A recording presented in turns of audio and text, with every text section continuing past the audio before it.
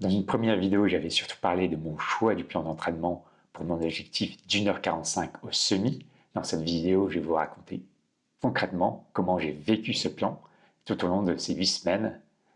Et vous allez voir, ça n'a pas été sans quelques péripéties. C'est un entraînement de reprise après un hiver relativement peu chargé. Voici le calendrier du plan d'entraînement. Rassurez-vous, il y aura des images. Prenez-le comme un calendrier de l'Avent dont nous allons ouvrir certaines cases particulières. Comme vous le voyez, chaque jour de la semaine est principalement consacré à un type d'exercice, VMA, footing, allure spécifique ou footing long. J'ai représenté proportionnellement à leur distance ou à leur durée le cœur des séances. Il n'y a pas les périodes d'échauffement ni de retour au calme. Chaque type d'exercice est représenté par une couleur particulière et aussi par une échelle de proportionnalité qui lui est propre. Les cases en grisé correspondent à des séances que je n'ai pas faites. En effet, j'ai d'abord commencé par un plan de Keep Run Pacer que j'ai trouvé trop léger. C'est pourquoi j'ai changé en fin de deuxième semaine par ce plan de D4 Coach. La séance que j'ai trouvée de loin la plus difficile à suivre est les 10 fois 400 mètres à allure entre 95 et 100% de VMA avec 100 mètres de récupération trottée. 95 à 100%, ça représente pour moi entre 13,5 et 14,3 km/h. Comme on le voit sur mon appli de montre GPS, dès la 6e répétition, je flanche. La récupération de seulement 100 mètres me paraissait nettement insuffisante à tel point que cette séance me paraissait impossible à tenir. On verra par la suite que je me suis trompé. La séance suivante est un footing d'1h15 en terrain vallonné. La spécification vallonnée m'embarrasse pour moi qui habite à Lille, qui est une ville plate et qui n'a que quelques reliefs dont on a vite fait le tour. Mais j'ai le temps et je décide de prendre littéralement le chemin de la montagne. Et le chemin de la montagne se trouve en toute logique sur la montagne qui s'élève à 58 mètres, soit 35 mètres au-dessus de la plaine. Cette colline dénommée montagne se situe à Verviers, à une quinzaine de kilomètres de Lille. La visite de ce lieu me délasse agréablement de mes lieux d'entraînement habituels. La suite de la semaine se déroule sans problème. Un peu de fatigue s'est accumulée et je profite bien de la semaine 4 qui est une semaine de récupération avec que des footings. La semaine 5 est la plus chargée. On débute par la séance de 8 fois 500 mètres à 95% de VMA.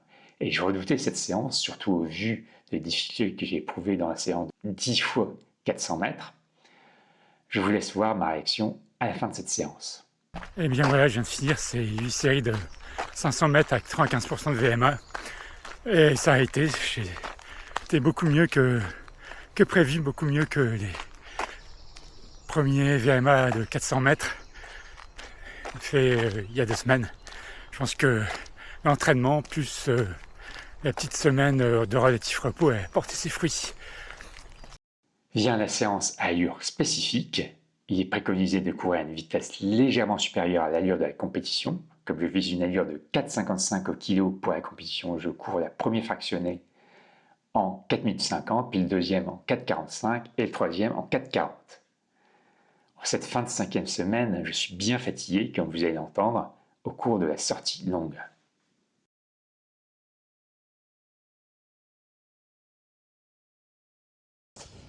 Je suis parti pour une séance de 2 heures en footing lent.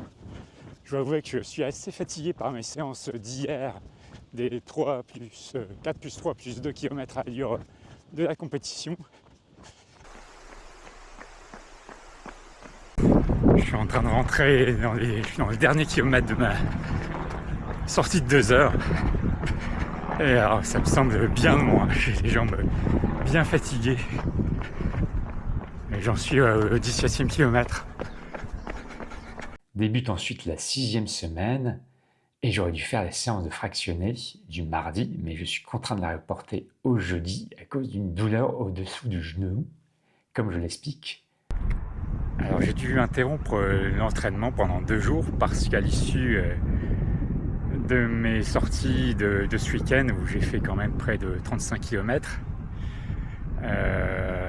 le lendemain j'ai eu une douleur au niveau du tibia, au niveau précisément ici là, à l'endroit où le tendon rotulien s'attache au tibia, la petite bosse, sur la petite bosse. Et donc ça m'a inquiété suffisamment pour que je prenne un peu de repos pendant 2 jours jusqu'à ce que je sente plus rien. Je vous précise que la douleur se ressentait durant la journée quand j'étais assis et qu'il faut sans doute la mettre sur le compte de cette montée en charge du plan d'entraînement trop brusque pour moi qui avait peu couru auparavant. J'aurais pu aussi incriminer un changement de chaussures, mais c'est moins probable. La séance suivante devait être 1h30 en terrain vallonné, mais comme vous allez voir, j'ai changé le programme. Alors aujourd'hui, mon plan d'entraînement prévoyait 1h30 en terrain vallonné, mais comme je me suis reposé pendant 3 jours, j'allais pas faire 4 jours d'entraînement consécutifs pour un plan qui est prévu pour une semaine. Donc j'ai décidé, comme vous voyez, de faire une sortie en vélo à la place.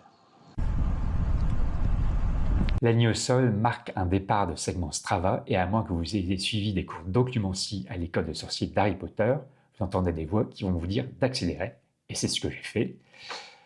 Et comme j'étais en forme, je suis laissé aller à faire près de 80 km de vélo alors que je n'avais plus fait de sortie aussi longue depuis 2 mois. Et vous allez voir que ça a eu des conséquences sur ma séance en allure spécifique du lendemain. Je sens bien que j'ai les jambes lourdes de ma sortie en vélo d'hier. Et il fait assez chaud. Alors je suis arrêté parce que je suis aux 2,5 km là.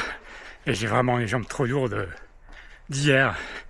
Ah, j'arrive pas à maintenir l'allure. Et quand je suis reparti, ma petite halte là, j'ai eu encore plus mal au quadriceps. Donc ça n'a plus de sens, je vais rentrer doucement. Les 2 dernières semaines sont les semaines d'affûtage. Je n'ai pas fait la séance d'1 heure en footing du jeudi. Il restait encore une séance en allure spécifique 4 x 2 km. Je suis parti pour la première répétition. Comme la semaine dernière, il fait assez chaud, assez humide.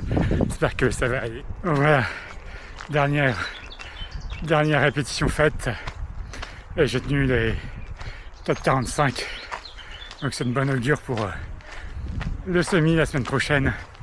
Je vais pouvoir sans doute tenir les 4,55 au kilo. Le reste de l'entraînement jusqu'au semi s'est déroulé sans problème. J'ai eu juste un peu peur que fractionner en VMA de 8 x 200 mètres m'ait un peu fatigué les jambes, mais en fait je régénérais avant le semi. En conclusion, je vous donne d'abord des résultats objectifs de mon entraînement. J'ai perdu 2 kg, je suis passé de 65 kg à 63 kg. Et c'est le résultat du surplus de dépenses énergétiques de l'entraînement. Et c'est bien parce qu'on dit que 1 kg de perdu, c'est 2 à 3 secondes de gagné au kilomètre. Par contre, ce n'est pas une règle absolue, car si vous faites un entraînement ciblé pour la course à pied de musculation, eh bien, vous pouvez gagner en poids et aussi gagner en vitesse. Ensuite, j'ai réduit ma fréquence cardiaque de 5 pulsations au repos. Et c'est la preuve que du bienfait au point de vue cardio de l'entraînement. Si vous êtes resté jusqu'ici, vous êtes sans doute curieux du temps que j'ai fait à ce semi. Alors je vais faire une vidéo sur ce semi, mais rassurez-vous, je ne vais pas vous teaser, je vais vous révéler dès maintenant le temps que j'ai fait. J'ai fait 1 heure 42 minutes et 36 secondes. C'est donc réussi. J'ai donc fait une moyenne de 4 minutes 50 au kilomètre et j'ai même réaccéléré dans le dernier kilomètre que j'ai fait en 4 minutes 35, donc j'en avais encore sous le pied. Je vais faire un autre semi le 5 juillet, mais ça va être difficile de passer sous la barre des 1h40.